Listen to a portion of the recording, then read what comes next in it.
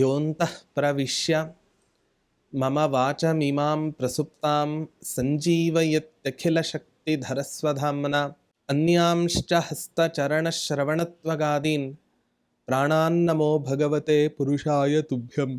ಪೂಜ್ಯಾಯ ರಾಘವೇಂದ್ರಾಯ ಸತ್ಯಧರ್ಮರತಾಯ ಚ ಭಜತಾಂ ಕಲ್ಪವೃಕ್ಷಾಯ ನಮತಾಂ ಕಾಮಧೇನವೇ.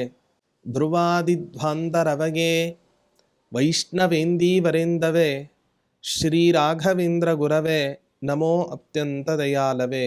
ತಪಸ್ವಾಧ್ಯಾಯ ಶುಶ್ರೂಷಾ ಕೃಷ್ಣಪೂಜಾರತಂ ಮುನಿಂ ವಿಶ್ವೇಶಮಿಷ್ಟದಂ ವಂದೇ ಪರಿವ್ರಾಟ್ ಚಕ್ರವರ್ತಿನಂ. ಶ್ರೀ ಗುರುಭ್ಯೋ ನಮಃ. ಹರಿ ಓಂ. ರಾಯರ ಸಹಸ್ರನಾಮಾವಲಿಯ ಚಿಂತನೆಯಲ್ಲಿ ಇವತ್ತಿನ ದಿನ ರಾಘವೇಂದ್ರ ತೀರ್ಥರಿಗೆ ಭಗವದ್ಭಕ್ತರ ಮೇಲೆ ಅದೆಂಥ ಪ್ರೀತಿ ಇದೆ ಅನ್ನೋದನ್ನು ಸೂಚನೆ ಮಾಡತಕ್ಕಂತಹ ಒಂದು ವಿಶಿಷ್ಟ ನಾಮ. ಓಂ ಭಸ್ಮೀಕೃತ ಅಶುಭಾಯ ನಮಃ. ಮಾಡಿದಂಥ ಎಲ್ಲ ರೀತಿಯಾದ ಪಾಪಗಳನ್ನು ಕೂಡ ಸುಟ್ಟಾಕ್ಬಿಡ್ತಾರಂತ ನೋಡಿ ರಾಯರು. ನಾವೇನು ಪಾಪ ಮಾಡ್ತೇವೆ, ಏನು ಪುಣ್ಯದ ಕೆಲಸ ಮಾಡ್ತೇವೆ, ನಮ್ಮಪ್ಪನ ಹಣೆಗದ ನಮಗೆ ಗೊತ್ತಾಗ್ಲಿಕ್ಕೆ ಸಾಧ್ಯವೇ ಇಲ್ಲ.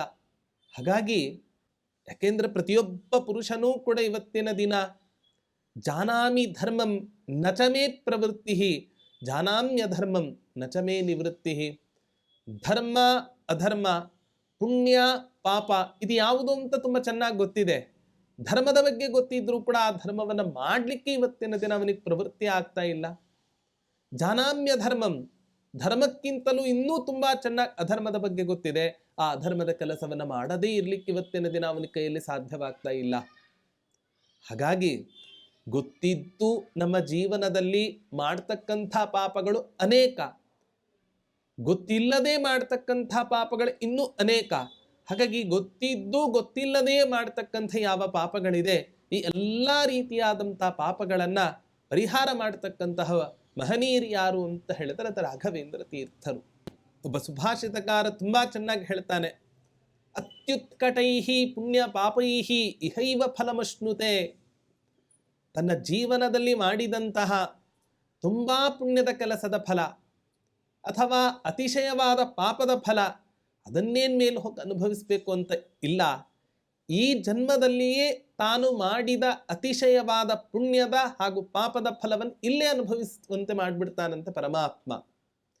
ಹಾಗಾಗಿ ಅತಿಶಯವಾದ ಪುಣ್ಯವನ್ನೇನೋ ಆ ದೇವತಾನುಗ್ರಹದಿಂದ, ಹರಿಗುರುಗಳ ಅನುಗ್ರಹದಿಂದ ನಮ್ಮ ಜೀವನದಲ್ಲಿ ನಾವು ಮಾಡೋಣ. ಆದರೆ ಯಾವತ್ತೂ ಕೂಡ ನಾವು ಪಾಪದ ಕೆಲಸಗಳನ್ನು ಎಂದಿಗೂ ಕೂಡ ನಾವು ಮಾಡಲಿಕ್ಕೆ ಹೋಗಬಾರದು. ಒಂದಲ್ಲ ಒಂದು ರೂಪದಲ್ಲಿ ನಮಗೆ ಆ ಪಾಪಕರ್ಮಗಳು ಕೆಟ್ಟದ್ದನ್ನು ಮಾಡಿಕೊಡ್ತಾವೆ ನಮಗೆ. ಪತಿತಸ್ಯಾಸ್ಯ ದೇಹಸ್ಯ ಕಾಷ್ಠವಿಷ್ಠ ಸಮಸ್ಯೆ ಚ ಫಲಾನಿ ತ್ರೀಣಿ ಶಿಷ್ಯಂತೆ ವಿದ್ಯಾ ಕರ್ಮಸುತ ಇತಿ ಅಂತ ಸ್ಪಷ್ಟವಾಗಿ ಹೇಳಿದ್ದಾರೆ.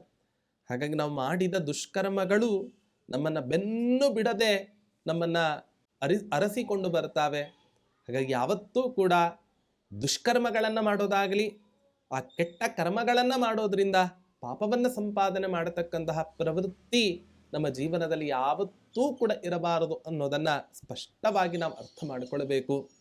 ಆದರೆ ಗೊತ್ತಿಲ್ಲದೆ ನಾವು ಮಾಡಿರ್ತಕ್ಕಂಥ ಪಾಪಗಳಿದ್ರೆ, ಗೊತ್ತಿದ್ದು ಮಾಡತಕ್ಕಂಥ ಯಾವುದಾದ್ರೂ ಪಾಪಗಳಿದ್ರೆ ಪ್ರಾಯಶ್ಚಿತ್ತ ರೂಪವಾಗಿ ಪ್ರಾಯ ಪಾಪಂ ಸಮುದ್ದಿಷ್ಟಂ ಚಿತ್ತಂ ತಸ್ಯ ವಿಶೋಧನಂ ಅನ್ನೋ ಮಾತಿನಂತೆ ನಾವು ಮಾಡಿದ ಪಾಪಗಳ ಪರಿಹಾರ ಆಗಬೇಕು ಅಂತಾದರೆ ರಾಯರ ಕಾಲನ್ನು ಹಿಡೀರಿ, ರಾಘವೇಂದ್ರ ತೀರ್ಥರ ಸನ್ನಿಧಾನಕ್ಕೆ ಹೋಗಿ ರಾಯರ ಸೇವೆಯನ್ನು ಮಾಡಿ ನಿಶ್ಚಯವಾಗಿಯೂ ಕೂಡ ನಾವು ಮಾಡಿದಂಥ ಪಾಪಗಳನ್ನು ಪರಿಹಾರ ಮಾಡಿ ನಮ್ಮನ್ನು ಪುನೀತರನ್ನಾಗಿ ಮಾಡಿ ನಮ್ಮನ್ನೂ ಕೂಡ ಈ ಒಂದು ಸ್ವಸ್ಥ ಸಮಾಜದಲ್ಲಿ ಸ್ವಸ್ಥ ವ್ಯಕ್ತಿಯಾಗಿ ಇರುವಂತೆ ಅವರು ನೋಡಿಕೊಳ್ತಾರೆ ಅಂತ ಹೇಳಿದರೆ ರಾಯರ ವ್ಯಕ್ತಿತ್ವ ತುಂಬ ದೊಡ್ಡ ವ್ಯಕ್ತಿತ್ವ. ಅವರು ತುಂಬ ಕರುಣಾಮೂರ್ತಿಗಳು, ಉದಾರ ಮೂರ್ತಿಗಳು. ರಾಘವೇಂದ್ರ ತೀರ್ಥರ ಔದಾರ್ಯ ವರ್ಣಿಸ್ಲಿಕ್ಕೆ ಸಾಧ್ಯ ಇಲ್ಲ.